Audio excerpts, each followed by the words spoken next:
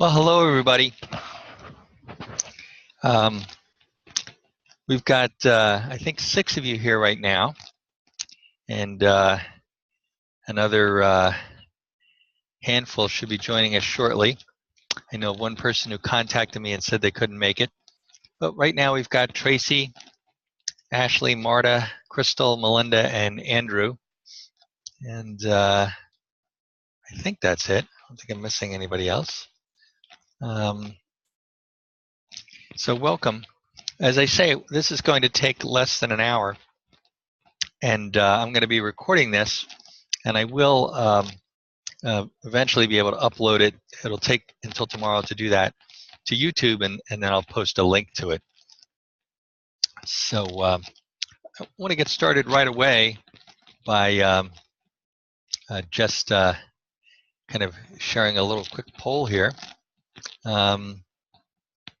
Here's the little quick poll I wanted to see here. I don't know what's going on and why it's doing that. That doesn't make any sense at all. Let's try this again. Polling. I don't know why it's doing that.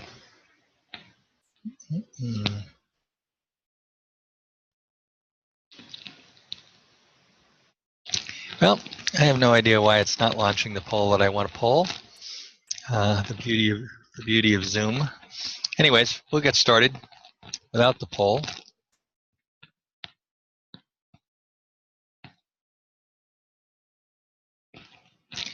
So I'm going to talk tonight briefly about 2 different topics that are related to one another. The first I call following the herd, and the second is dissent. So as I talk about this idea of following the herd, I want to be clear that I'm talking about something not so simple as, oh, I'm influenced by my friends or I'm influenced by people I know. I think the influence of social effects on our decisions are much larger and much more subtle than we're generally aware of. So here are some examples from published research. Teenage girls who see that other teenagers are having children are more likely to become pregnant themselves. If your best friends put on weight, you risk gaining weight too. The amount of academic effort you put forth is influenced by your peers. And this is a kind of an interesting phenomenon, especially for college students, because randomly assigning people to dorms or to roommates can have a big consequence on students' grades. Because if you're assigned to somebody who's not very academically oriented and is going to spend their time messing around, that generally affects you. And vice versa. If you're assigned to somebody who's is a roommate who's more disciplined, that affects you in a positive way. Even federal judges on 3-judge panels, which are called circuit courts, they're appellate courts, are affected by the votes of their colleagues. As you might know, federal appellate courts, at minimum, have decisions made by 3 judges. And it turns out that Republican appointees show more liberal voting patterns when they're sitting with 2 Democratic appointees on this federal panel. The reverse is also true. So even judges do this, yeah? So let me kind of go way, way back, 80 years, and talk about some really early kind of stuff about this. Very famous study by a guy named Muzafer Sharif. And I remember doing this, being a participant in this study, actually, a study like this, not 1937, for God's sake, but I do remember participating in a study that used this methodology. And what they do is they place you in a completely dark room, completely dark, no light at all. And then a small pinpoint of light is positioned at some distance in front of you. Now, although the light is actually stationary, it appears to you to be moving due to something called the autokinetic effect. This has to do with the way we move our eyes. And Muzafer Sharif asked people to estimate the distance that the light had moved. And I remember this distinctly. Now, when Sharif polled people individually, said how much did the light move, people didn't agree with one another at all. But if he put them in a small group, then their individual judgments converged. And the people in the group kind of came to a norm about how much they thought the light had moved. Of course, the light hadn't moved at all, but nonetheless, they'd formed a group norm about it.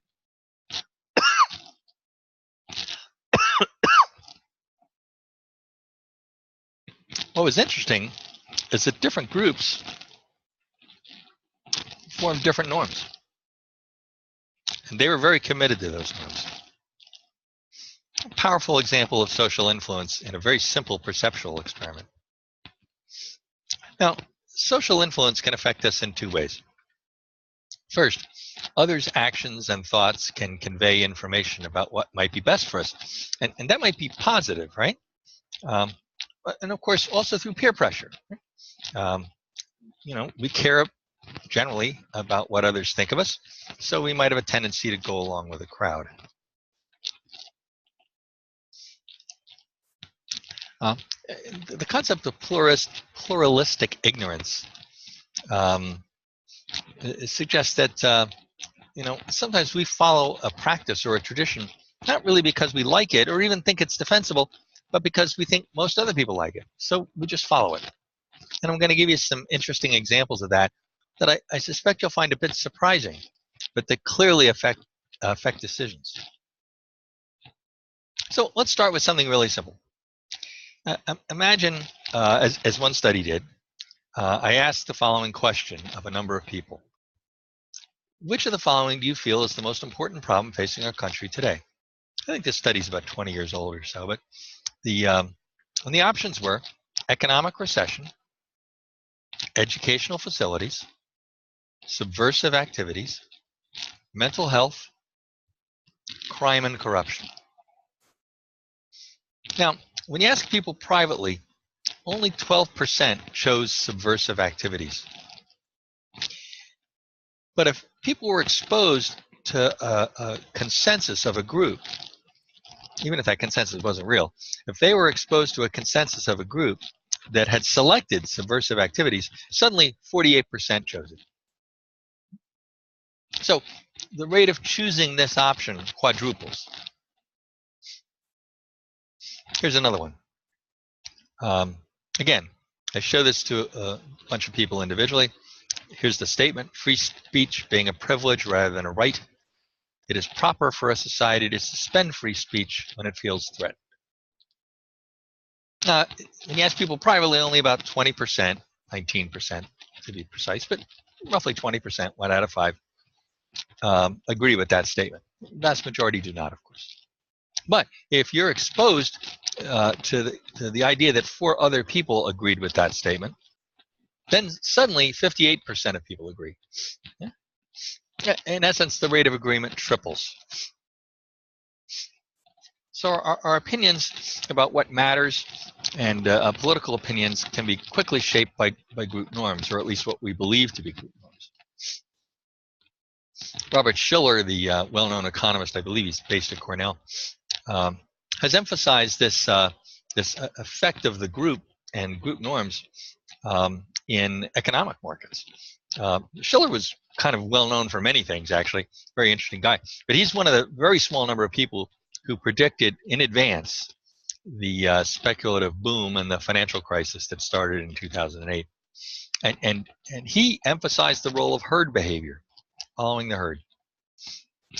As he said, and this is a great quote, the most important single element to be reckoned with in understanding this or any other speculative boom is the social contagion of boom thinking, mediated by the common observation of rapidly rising prices. That is to say, most people begin to think that the optimistic view of the economy is correct merely because everybody else seems to accept that it's a correct view. Of course, the media tends to endorse this view, as they did robustly in the early 2000s, including people who ought to know better, but who are wildly wrong. Jim Cramer always comes to mind.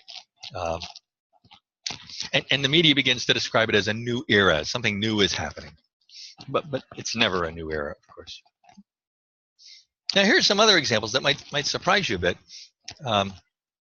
So in Minnesota, real study, they were trying to encourage people to comply with the tax law, to file their tax returns. And so they at random gave taxpayers one of four kinds of information. Some were told that taxes go to various good works, right? Education, police protection, fire protection, etc. Others were told about the risk of punishment if they didn't comply. Others were told about how to get help filling out their tax forms. And the final group was told that over 90% of Minnesotans already comply with the tax law in full. Only one of those messages seemed to have an effect on actual tax compliance, and that was the last one. When you tell everybody that almost everybody else is complying with the law, then people comply with the law. That's a great example of social herding. Here's another really interesting example, something totally different. This is a study done at the Petrified National Forest in Arizona, a place I've never been. I'd love to go there. Apparently, one of the problems there is that visitors take samples home of the petrified wood. And ultimately, as they do that, it kind of threatens the existence and the beauty of the park because everybody's taking this stuff rather than just enjoying it.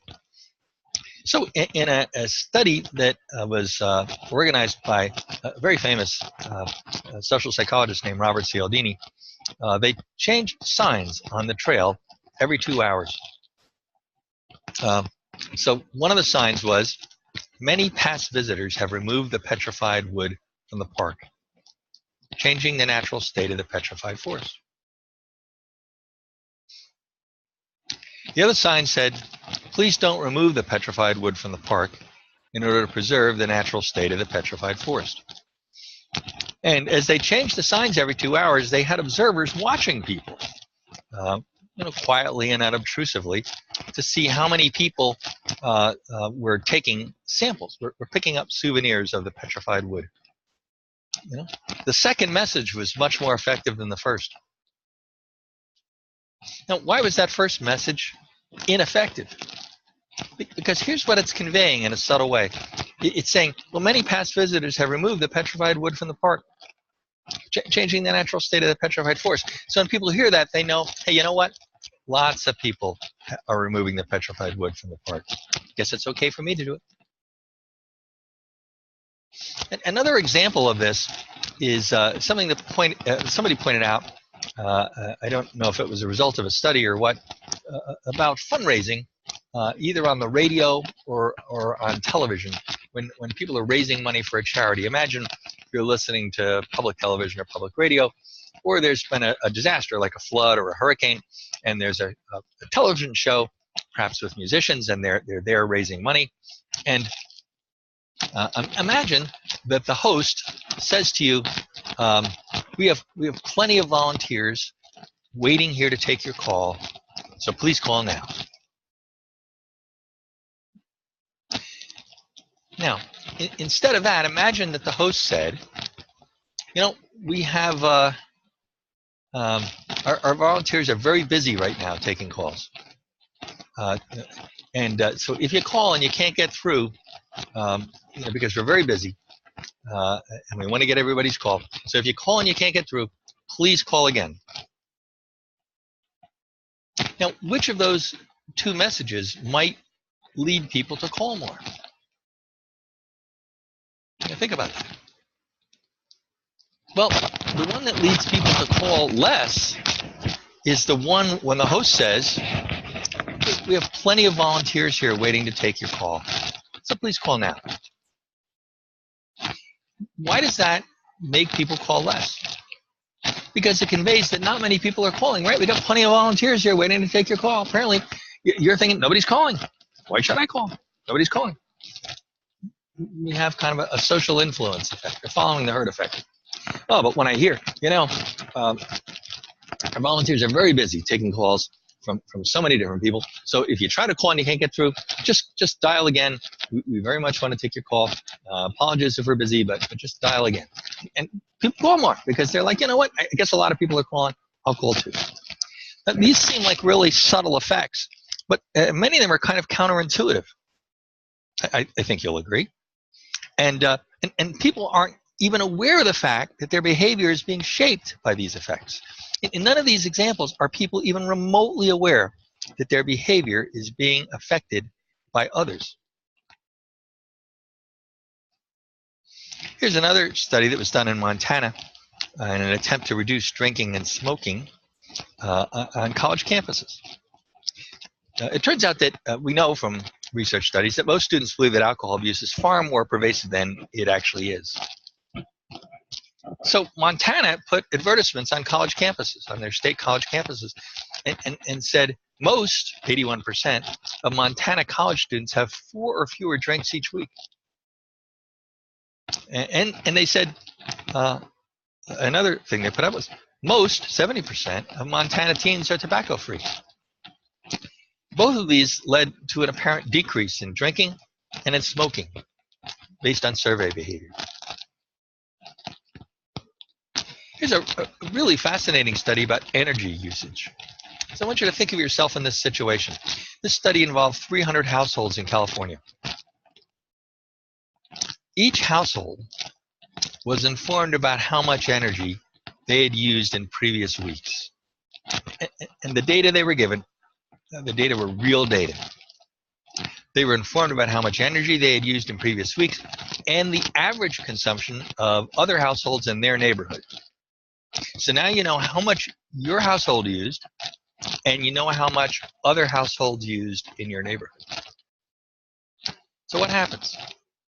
Well, if your household had been an above average energy user, that is above the neighborhood average, it turns out that people do indeed decrease their energy use. They become more like their neighbors. But of course, there's another odd effect, which is that if your household had used less energy than your neighbors, those households tended to increase their energy use. In other words, both were being affected by social influence. In one of the most bizarre findings I ever saw, in an attempt to get rid of this weird effect where households that were using less energy than average increased their energy use, and they found that out, they did something really simple. When they gave people the message, they gave them a big happy emoticon. Like, hey, congratulations. It turned out that eliminated the problem. Very strange. Here's a couple of other things. What effect might graffiti have? So let's think about this.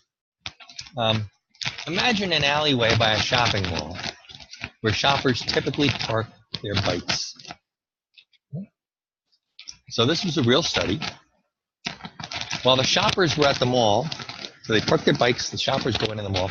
While they're in the mall, the researchers attach a store advertisement on the handlebar of each bike with an elastic band. Now, in some of these alleyways, the researchers left the alleyway alone just as they found it. But in others, they added graffiti to it. Now, there were no garbage bins in the area. The researchers made sure of that. And when the shoppers returned from the mall, they either had to take the advertisement that had been attached to their bike with them, or they could just toss it down and litter it. Well, the rate of littering when there was no graffiti was 33%. But when there was graffiti, it was 69%. Okay? More than double. Interesting. So something is a subtle social cue that other people don't care about this alleyway, which is a cue that's given by the graffiti, then leads other people to behave that way.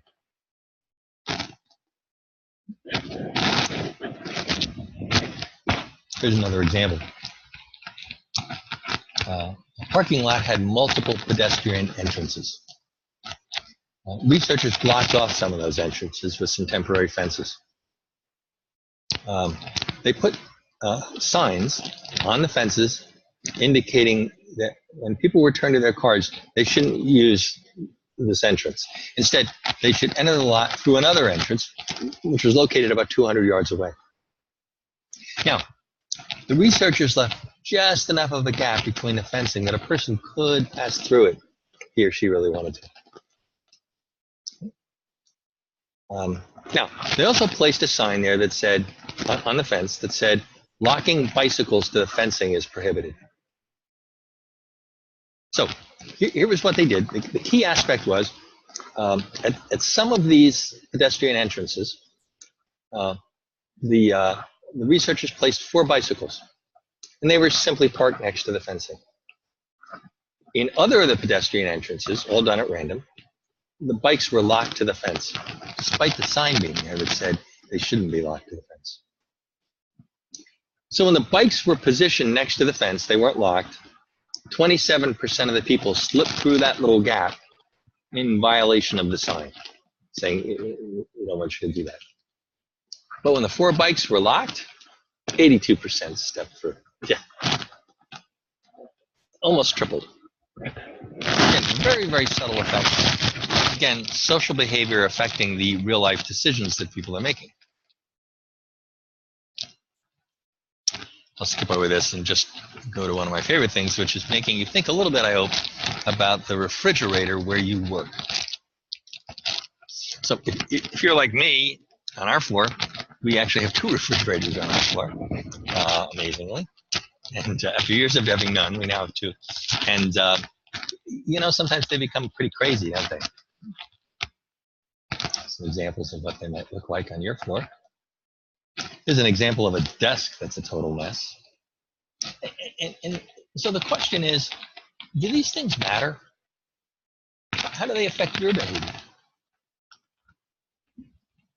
Well, for example, a retail outlet might think that some occasional graffiti in its dressing rooms or bathrooms isn't worth getting too upset about. But you know what? The presence of that kind of graffiti in the dressing rooms or bathrooms is indeed likely to increase theft from the store.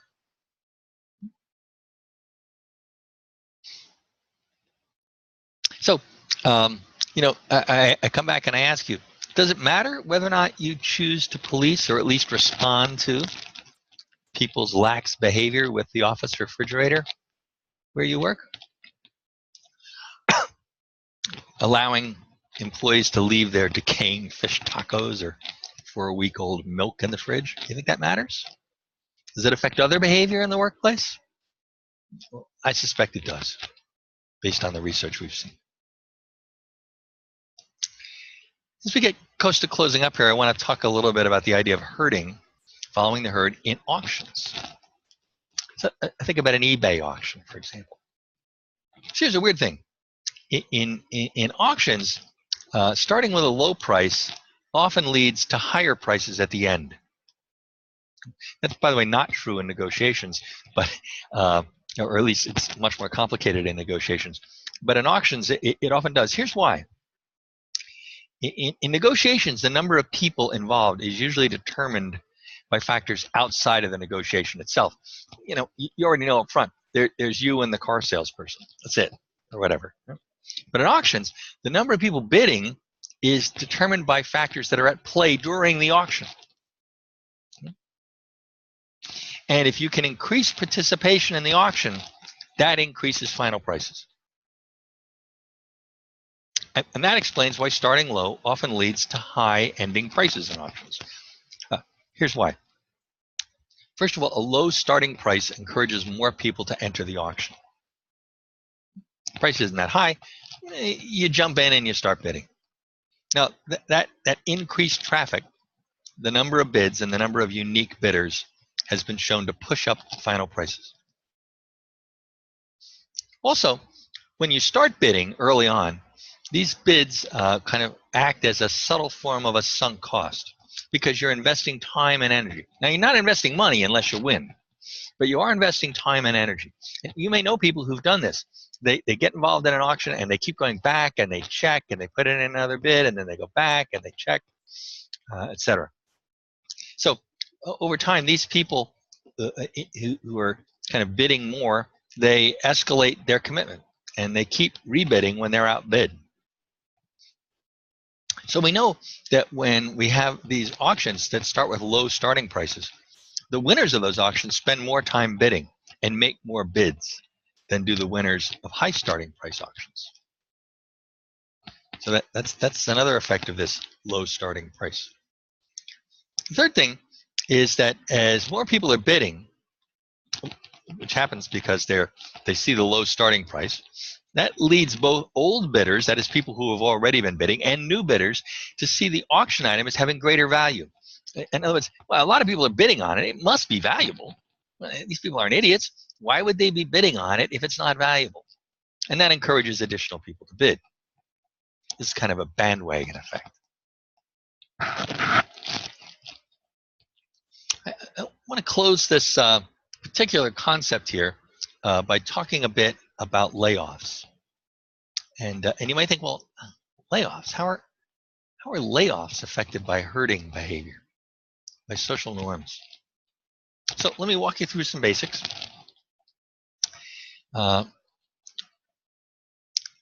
Obviously, there are some circumstances where layoffs are necessary for a firm to survive. There are changes in technology, and as we put in a new technology, we need less workers. Sometimes competitors have embraced cheaper overseas labor. This causes us to let people go here. Or an industry could simply be disappearing or shrinking. Newspapers is an excellent example of that. Downsizing just merely postpones the eventual demise of this industry or many of these companies, but nonetheless, downsizing occurs for those kind of legitimate reasons. But a lot of times layoffs are not a response to anything that's a broken business model. They're a response to a temporary drop in demand.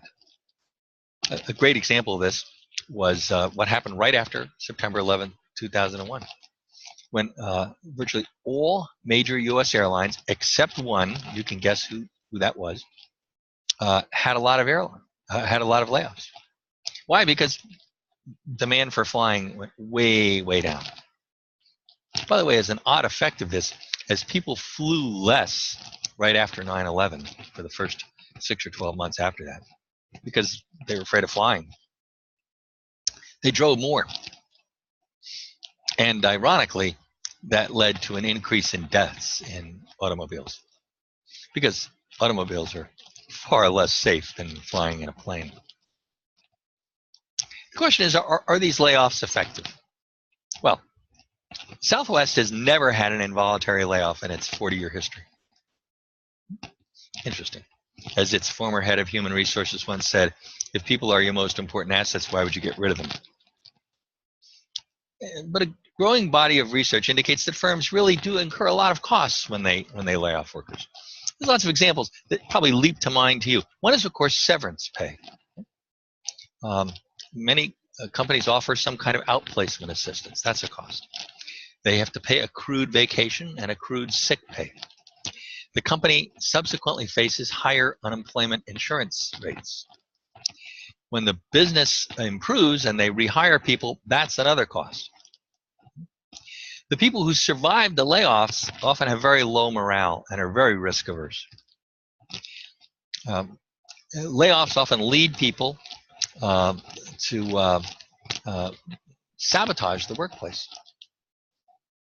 Of course, when you lay people off, you often lose people with institutional memory and knowledge. There's lower trust in management in general, and evidence suggests that productivity declines among the survivors. It's not true that companies that announce layoffs enjoy higher stock prices than peer companies, either immediately or over time. That's not true. Generally, the most common effect is a negative effect on stock prices. And evidence suggests that layoffs don't even necessarily increase profits.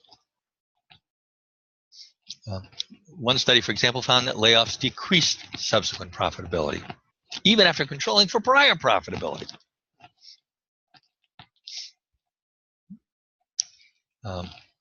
So they don't even increase individual company productivity. Yeah, it's true that labor costs per employee go down, but so do sales per employee. And you know what? They don't even reliably cut costs, which is an amazing observation. Companies often lose people that they didn't want to lose, because often the best people you have, they're the most talented. They're the ones who can quickly leave you and find a job someplace else. You don't have to lay them off. They'll leave when they hear about layoffs. They'll find alternative work. And sometimes companies try to hire those people back, and either as regular employees or contract employees, but that becomes expensive for the company as well. And of course, layoffs generally lead to very disengaged workers, and that increases the likelihood of sabotage, incivility, and ultimately lower performance. But the biggest damage is actually to the people who are laid off. Because in the US, when you lose your job, for most of us, you lose your health insurance. And you have to go someplace else right now to the remaining markets that are around from the Affordable Care Act. Or you can try to maintain it for 18 months by purchasing it through what's called COBRA. Most of you probably know that. COBRA is a legal provision that allows you to purchase the same insurance you had from your company, even though you don't work there, and to pay the group rate and to keep it for 18 months. So when people lose insurance, there are big consequences. Even brief lapses in coverage lead people to skip their diagnostic tests, mammograms, colonoscopies, etc. People who had no history of violent behavior before being laid off, in one study, were 6 times more likely to exhibit violent behavior after a layoff than people like them who remained employed. A study in New Zealand found that being unemployed increased the likelihood of committing suicide. A study here by NBER, the National Bureau of Economic Research, found that job displacement due to layoffs led to a 15 to 20% increase in death rates during the following 20 years. That's striking. They found a loss of life expectancy of 1.5 years for an employee laid off at the age of 40. Striking, isn't it? People who've been downsized exhibit increased rates of smoking, alcoholism, drug abuse, depression, and so on. By the way, all these things that I've just been describing recently can be thought of, what you've probably heard in economics, as externalities. That is to say, these are costs that are borne by the broader society, not by the company.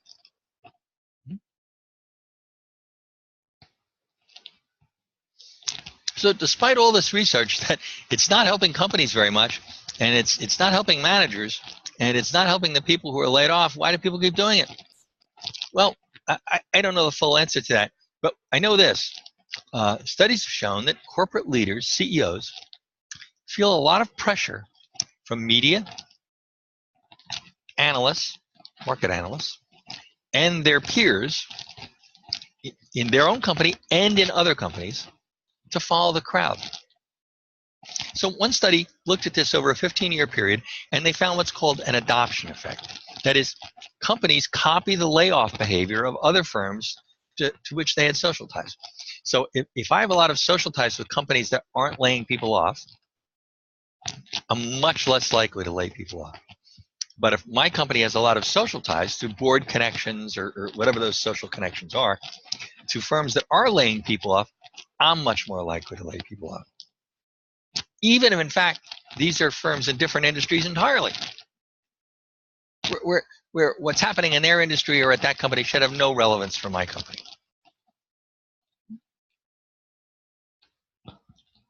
All right. I want to pause just for a minute here.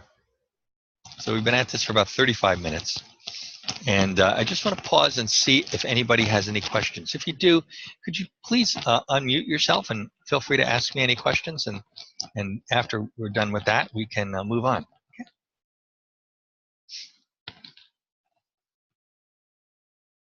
Martha here. No question, just a comment. I was watching a documentary about the aspects of wildlife and how when animals, even though they might be predatory to one another, how if they actually are playing a more social together and behaved well together, that overall it's not about one animal existing, it's about the entire population existing. Huh. So I think that kind of relates for the herding aspect, that we all kind of instinctively want to please each other to survive. Yeah, at least what kind? Do you remember what kinds of animals they were, Marta? No, I don't, but I do remember the one that stuck out was a bear, polar bear in the up north Alaska, and the wolves, the dog type wolves. Interesting. Yeah, yeah. That's fascinating. There's a lot of, we'll talk about this later in the semester, but there have been a number of people who've looked at whether or not some of the phenomena we're going to be talking about in this class are actually can be seen in other species. And they've done really clever experiments to do this. And I'll talk about this very much near the end of our course. But some really fascinating experiments of monkeys suggest that a number of the behaviors that we're seeing in this course, especially what I'll describe as irrational behaviors and kind of economic mistakes, can be seen in monkeys exactly the same way they're seen in humans. It's kind of striking. Any other comments? Thanks for sharing that, Marta.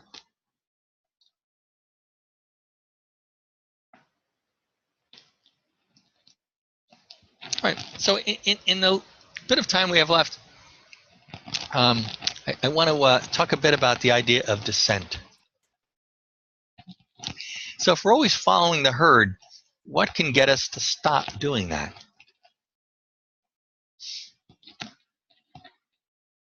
So let me describe to you a study that some of you may know about if you've ever taken a psychology class. Chances are you've heard about this study. It's a very famous study conducted many, many years ago. But it's a great study, and it really points out something really interesting about dissent. This is a study conducted by Solomon Asch. And the participants in the study signed up to be part of a study. They thought it was a study about visual acuity and perception. They're placed in a room. There's other people in the room sitting around a table. The people are shown 3 straight lines of varying lengths, looking something like this. And they're shown a test line. So imagine yourself, you're sitting in the room, and you see something like this, and you're asked which of the 3 lines is closest to the test line. Now, so some of you may know what happened here. It's kind of a fascinating study.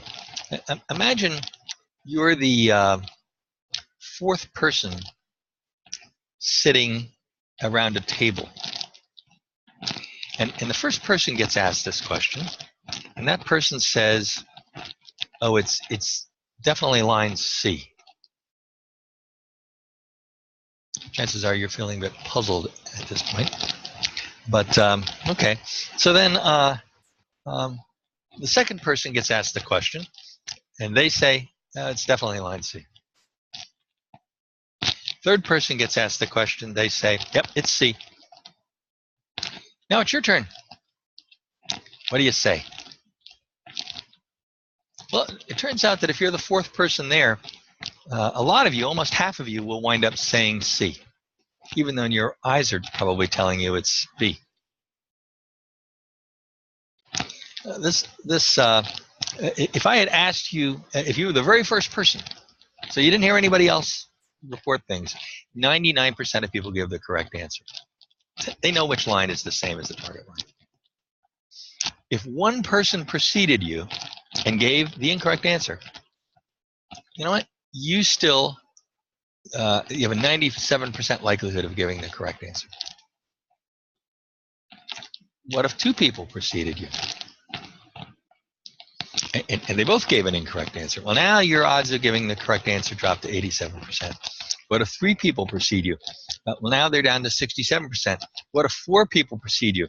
Now they're down to around half. They keep dropping and dropping and dropping. Now, what the participant doesn't know, actually, is that all the other participants in the room weren't real participants. They were actually Confederates. They were working with Solomon Asch. They'd been instructed to give the wrong answer. They'd been instructed which answer to give. So after listening to other participants give the wrong answer, the real participants give the wrong answer about 1/3 of the time on average. Asked to do this over and over and over and over again in different trials, almost 3/4 of people went along with the group at least once, even though the group was clearly wrong. So that's a social influence effect. Now the question is, what happens? The social influence effect here depended on unanimity. If one single Confederate gave the correct answer, the real participant nearly always gave the right answer. So imagine this. You're the 6th person. The first 3 people give a wrong answer. 4th person gives the correct answer. 5th person gives a wrong answer. Now it's your turn. You know what? You almost always give the correct answer. I just needed somebody to dissent. In fact, what if the one person who dissented didn't give the correct answer, but they didn't give the same incorrect answer that everybody else did? Let me go back to my example. Imagine everybody is going C, C, C, and then another person says A, and then 2 other people say C, C. Now it's your turn. You know what? You're likely to say B. You're extraordinarily high likelihood that you're going to say B, because I just needed somebody to dissent. They didn't even have to be right, but they had to dissent. I need dissent.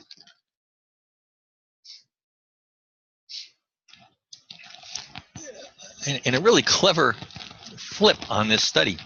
Solomon Asch actually ran the study where the one person who dissented was clearly visually impaired. They clearly couldn't see well. You know, they'd kind of come into the room and they'd say, "Oh, I'm sorry, I must be in the wrong place. My vision's terrible. I can't see well. There's no good in me participating in this study on visual perception, on visual acuity." And the researcher would say something like, "Oh, don't worry about it. You know, look, we just need somebody. So say whatever. It's okay. Don't worry about it." So this incompetent dissenter, even though you know the person's incompetent, everybody else is given a wrong answer. This person dissents. They don't give the wrong answer. They don't give the correct answer either, but they don't give the wrong answer that everybody else is giving. And you know what? Suddenly, now you give the correct answer. But without that dissenter, your likelihood of giving that correct answer drops precipitously.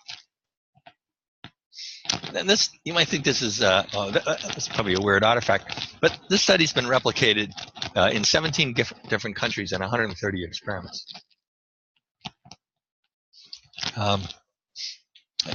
Here's another kind of weird thing.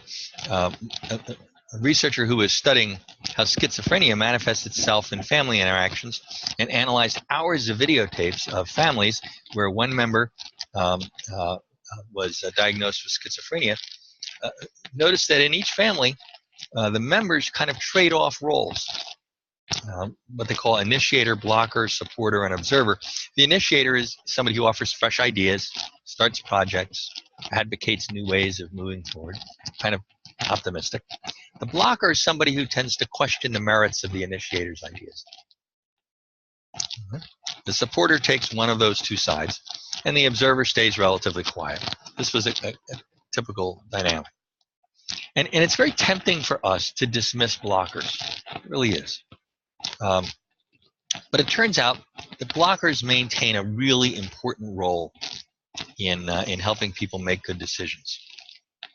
Because even if the blocker's wrong, it gives people an opportunity to look at things from a different angle, from a different light.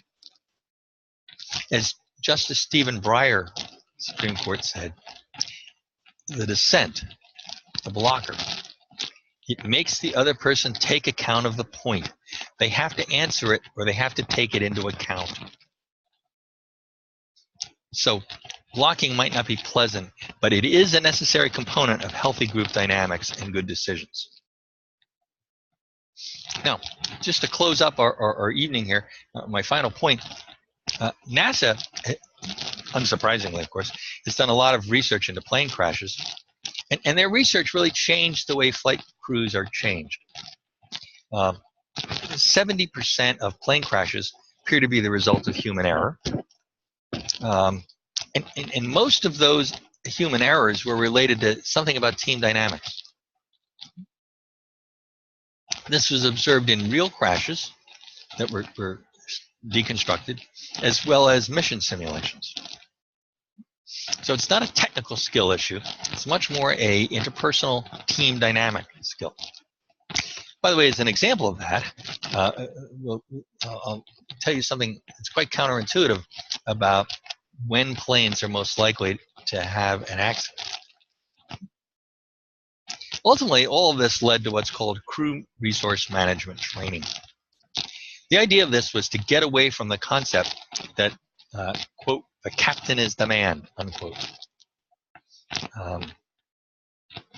In the past, people flying in a plane, whatever the captain said, that's what goes. And if you're the co-pilot, you would not challenge the captain. It's the captain's plane, the captain's in charge. You do what the captain said. If you watch the captain making a mistake, you're very, very, very reluctant to challenge the captain. If you notice a mistake, you're likely to stay quiet, maybe until it's too late. And this effect has been observed many times. Ironically, this led to a kind of very counterintuitive finding, which is that, think of two circumstances. Are accidents more likely to occur? These are accidents related to some kind of team dynamic. When the captain is flying the plane, or when the co-pilot is flying the plane? Because our initial instinct is accidents should be less likely to occur when the captain's flying the plane, because the captain has much more experience. But the reverse is true. The accidents are more likely to occur when the captain's flying the plane. Why is that? Well, because the co-pilot doesn't challenge the pilot. But if the co-pilot's flying the plane and the pilot sees something that appears to be wrong, the pilot feels very free to challenge the co-pilot. And that fixes the situation, and the accident is avoided. So the idea in crew resource management training is that crew members, everybody, and in large planes, of course, as you know, that fly long distances, there are 3 people in the crew. Everybody's trained to speak up when they see a superior officer making a mistake. And the captains are trained about thinking and talking out loud and welcoming feedback and how they ought to respond to that feedback when somebody asks a question. It's even now at the point where, imagine a crew sees a plane coming in at too steep an angle to land or too fast. First, and the pilot's flying the plane, first the co-pilot might say something like, I see we're coming in at such and such an angle. This is simply a quick observation. Hopefully it will alert the pilot that we're coming in too steep. If the pilot doesn't do anything right away, then the co-pilot is trained to say something else, like, we're coming in at such and such an angle that violates our descent angle, and we shouldn't be coming in at this angle. Now, if the pilot still doesn't do anything, then the co-pilot is trained, and the pilot knows that this is what's going to happen. The co-pilot is trained to speak to the flight controller and say, we are coming around for another landing. We are coming in at too steep an angle. In essence, the co-pilot has made a unilateral statement. And once the co-pilot says that, the plane loses its permission to land, and it has to go around again. The pilot is trained to recognize that's what's going to happen, and when it happens, the pilot has to do what the flight controller and the co-pilot said. That's an example of crew resource management training. It's an example where dissent is encouraged. As one pilot said, I think out loud. That way the person sitting next to me knows what I'm thinking. And if the co-pilot can detect a flaw in my thought pattern, he or she is more apt to speak up.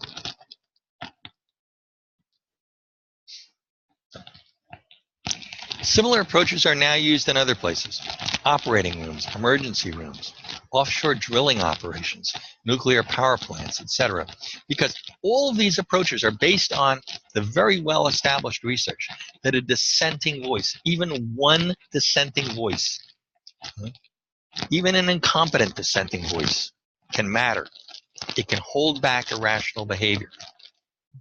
And it can break the effect of following the herd on our own behavior when we're doing that mindlessly or inappropriately.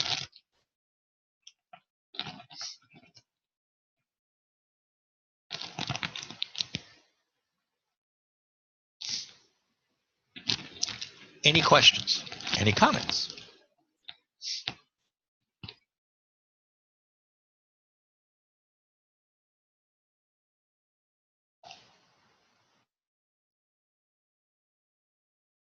Okay. I promise you we'd be done in less than an hour. We are indeed. I'm going to ask you to take one poll here. Let's see if we can get the poll up again here. And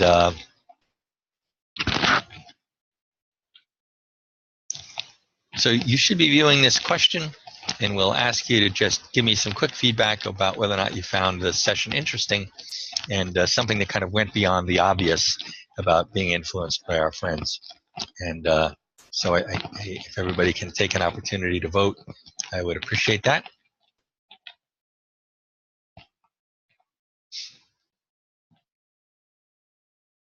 By the way, I can't see what any one of you say. I can only see the aggregate results. So I cannot see what any one person says. So feel free to be as candid as you would like.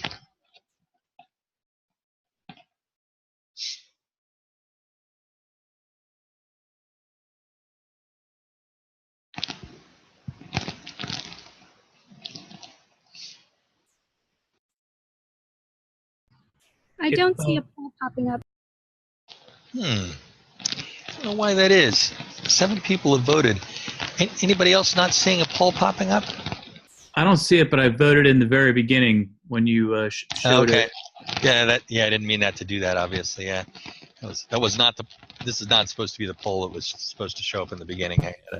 I had to select the poll option at the bottom of the screen, and then it came back up. Okay, gotcha. Okay, that's great. So maybe that's the trick on your end, having to select that poll option. Yep, I got that. Thank you. You got it? Great. Well, thanks, everybody. I appreciate the feedback. Looks like people found it to be kind of hopefully agreed or strongly agreed, most strongly agreeing that it was interesting. And I hope it just influences how subtle some of these following the herd kinds of behaviors are, and how important the role of dissent is. And this becomes really important when you're managing teams, and your behavior and the extent to which you encourage dissent or welcome dissent and create a climate where that's possible. So thanks. I hope you have a great rest of the week. I hope you had a really nice Memorial Day and enjoyed the holiday.